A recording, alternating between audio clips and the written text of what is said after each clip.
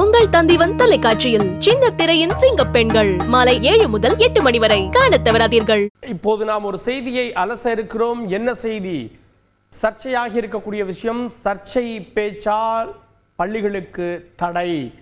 இப்போது சென்னையில் அசோக் நகர் பள்ளியில் சர்ச்சைக்குரிய வகையில் மகாவிஷ்ணு அப்படின்ற நபர் பேசியது அரசியல் ரீதியாகவும் சர்ச்சையாகி இருக்கிறது. பள்ளிகளில் அரசு இதை அனுமதிக்கிறதா அப்படின்னு எதிர்க்கட்சிகள் கண்டனம் தெரிவிக்கிறாங்க. தன்னம்பிக்கை பேச்சாக அனுமதிக்கப்பட்டது.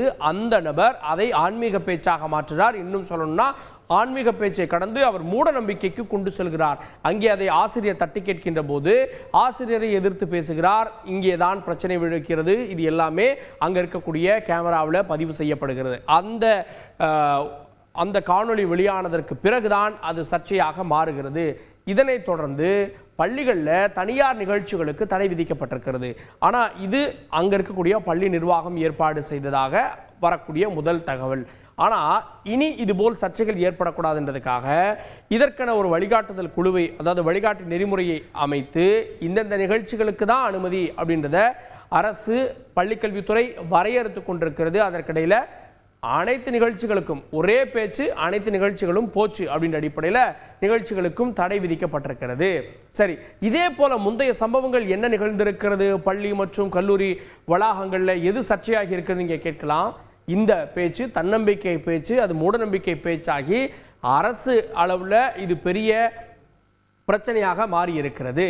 அமைச்சர்கள், முதலமைச்சர் எல்லாருமே இதற்கு எதிர்மறையாற்றி இருக்காங்க அப்படின்றதை நம்ம பார்க்கிறோம். இதே போல கடந்த மாதம் போலி என்சிசி முகாம் நடந்து அங்கே மாணவிகளுக்கு பாலியல் தொல்லை கொடுக்கப்பட்டதாக அடுத்தடுத்த கைது செய்யப்பட்ட முக்கிய குற்றவாளி மரணம் அப்படின்றதெல்லாம் நம்ம பார்த்தோம். தற்கொலை செய்து கொண்டார் அப்படின்றதை பார்த்தோம்.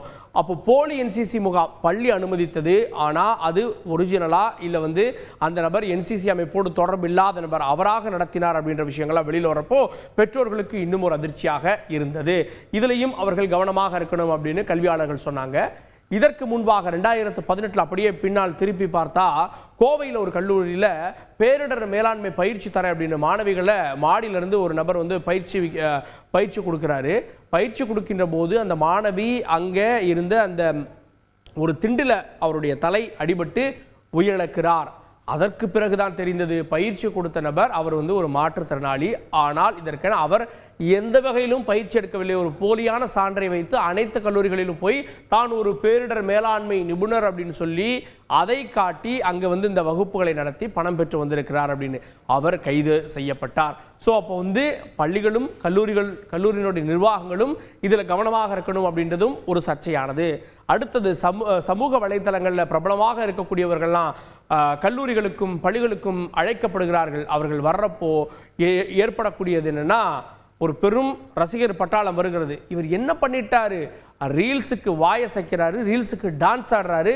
இவருக்கு எதுக்கு இவ்வளோ க்ரௌடு, இவருக்கு எதுக்கு இவ்வளோ ரசிகர்கள், எனக்கு ஒன்றுமே புரியல அப்படின்னு அதுவும் சமூக வலைதளங்களில் தான் சர்ச்சையானது. அதன் பிறகு பள்ளிகளும் கல்லூரிகளும் சமூக வலைதளங்களில் மட்டும், அதாவது கண்டென்ட் இல்லாமல், இப்போ தன்னம்பிக்கை பேச்சோ எப்படி முன்னேறணுன்ற விஷயங்களோ இல்லாமல் வெறும் ரீல்ஸுக்காக ரீல்ஸ் மூலமாக பிரபலமானவங்கள்லாம் அழைப்பதை தவிர்த்து வருகிறார்கள். அந்த பிரபலங்களும் இது போல நிகழ்ச்சிகளில் கலந்து கொள்வதில்லை. அதுவும் சர்ச்சையானது, அந்த பங்கேற்பும் சர்ச்சையும். சரி, இதனை தொடர்ந்து ஒட்டுமொத்தமாக பள்ளிக்கல்வித்துறை நிறைய கண்காணிப்புகளை மேற்கொள்ள தொடங்கி இருக்கிறார்கள். கண்காணிப்பில் கல்வி நிலைய நிகழ்வுகள் அப்படின்றதான் என்னென்ன அப்படின்னா, பொதுவாக ஸ்கூல் காலேஜஸில் என்னென்ன ஈவெண்ட்ஸ் நடக்கும், என்னென்ன நிகழ்வுகள் இருக்கும், அதாவது அங்கே நடக்கக்கூடியது, வெளியில் செல்லக்கூடியது.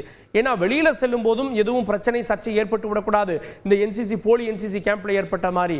அதன் காரணமாக கல்வி சுற்றுலா செல்வார்கள், ஐவி செல்வார்கள், தொழில் நிலையங்களுடைய சுற்றுலா, இதையெல்லாம் கண்காணிக்கணும் அப்படின்ற விஷயங்களை சொல்கிறாங்க.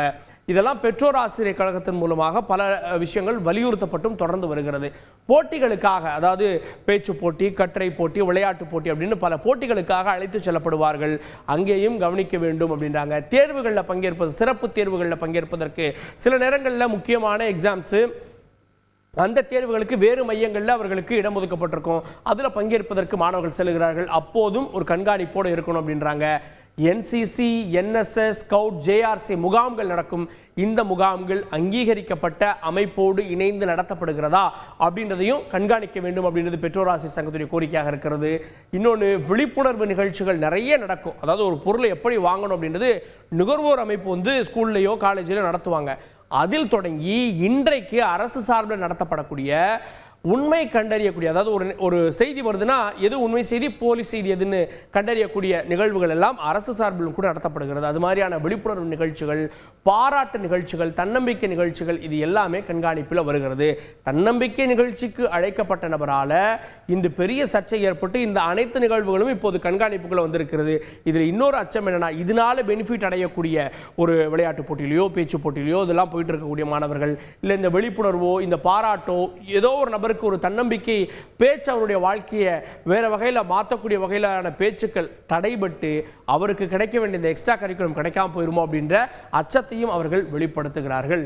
சரி, இதனுடைய முடிவு என்னன்னா, பள்ளிகளில் நடக்கக்கூடிய இந்த மாதிரியான நிகழ்வுகள் பற்றி மாவட்ட கல்வி அலுவலருக்கு அவரிடம் அனுமதியை பெற வேண்டும், முறையாக அவரிடம் தகவல் சொல்ல வேண்டும் அப்படின்னு விஷயங்களை சொல்றாங்க.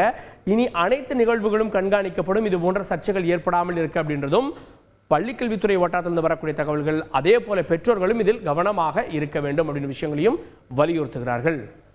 உங்கள் தந்திவன் தொலைக்காட்சியில் சின்ன திரையின் சிங்கப்பெண்கள் மாலை 7 முதல் 8 மணி வரை காணத் தவறாதீர்கள்.